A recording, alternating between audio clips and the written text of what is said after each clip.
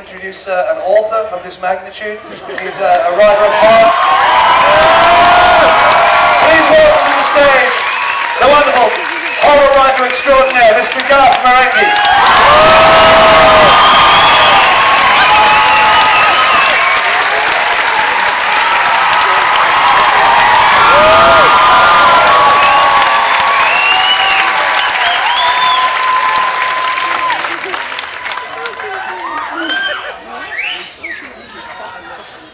Greetings, revellers.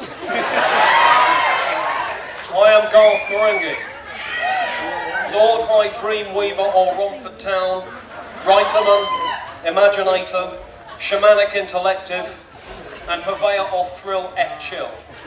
Thus, as of February this year, I am also Lumini Philosophicatum Diabolis et set ad infinitum diabolicatum in residence, which is an honorary title bestowed upon me by Romford Online Polytechnic. Do check out their virtual faculty library, by the way. There's some seriously radical tomes in there, all of which have yet to find a publisher brave enough to commit them to paper. So if you have a spare 10 minutes between wanks, do check them out. Now, the two Booshes have given me 10 minutes today to do a job that I warned them requires 18 days and nights without toilet breaks. But they explain via a puppet show that the average attention span of their audience members is 10 minutes max. So I propose to fill a significant chunk of that time with my basic ground rules.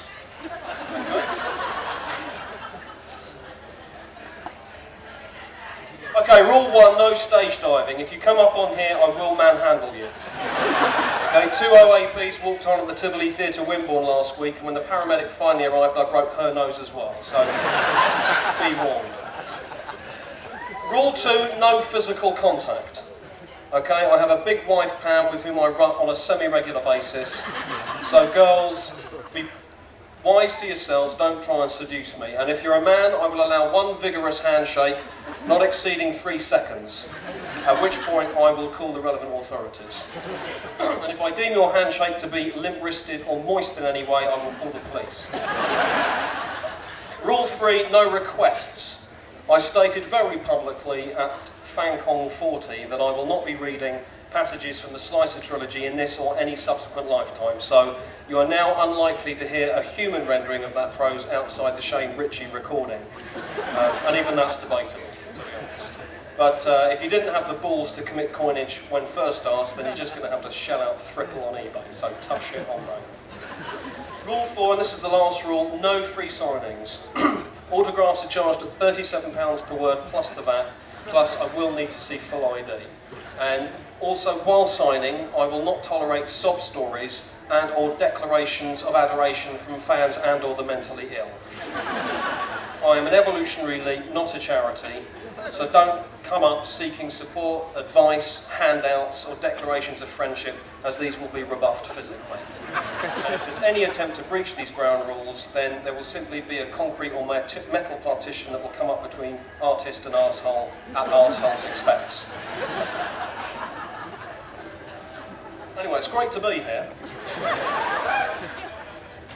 I'd like to commence my contribution to tonight's proceedings with a reading from my new novel, Greyballs. Full title, Greyballs, The Legend of Greyballs. Not that you know I have a new novel out, there's not one person here has had the common decency to pre-order it from my website. But Greyballs is easily my most terrifying novel to date, with the possible exception of The Yapping, my novel about a possessed schnauzer. This is, I would ask that you don't try and memorise any passages that you're about to hear, or I will sue. And a quick apology, this is a proof copy, so I apologise if there are any typos. My editor generally corrects my grammar, although I should point out I am a literary maverick, and if I wish to triple split the infinitive, I will. So, to bring you up to speed, Greyballs, The Legend of Greyballs is a post-apocalyptic alternate history cross-genre horror hybrid with hard SF leanings, set in Maidstone in the late 70s, positing a world in which the Koreans have won the English Civil War and are currently draining the universe's supply of colour, via malign alien superintelligence and arcane occult magic.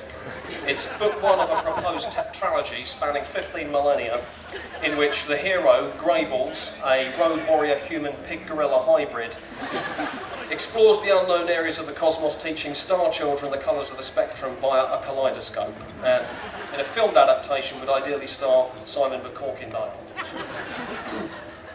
Here then, for the first time in the UK, is Greyballs, Book 1, Chapter 1.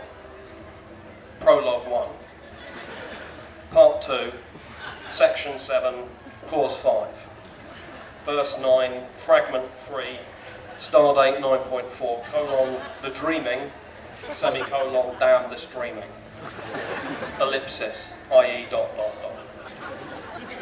He clutched his testiculata with grey, withered hands and dreamt of a time when man's balls hadn't been this colour. A time when they'd been more whitey red, i.e. pink, e.g. flesh-coloured / like luncheon meat. What in hell's name was happening to mankind's balls? And how in hell had the rest of him turned grey? His skin, his hair, his eyes, hell, even his clothes. Brackets, if you can think of any more names for hell, please contact me through my website and you could win a biro made of bone. Close brackets. That last line might go, actually. Grey, grey, bloody grey, every which way but loose. His elbows, his nose, his cheeks, his midriff, his spleen, his teeth, his throat, and now hell, his mother effing balls. Grey and heavy they swung, like the large bowling balls his father had rolled religiously into his tethered skull when small. Quick fright break. Is everyone all right? Well, okay. I'll continue. Something hot and wet ran down his right leg. Jesus, would he ever kick this damned incontinence? Rivers of rivulets scorched like kettle steam, stinking vaguely of cement mix. Cement mix? Cement mix? Cement mix.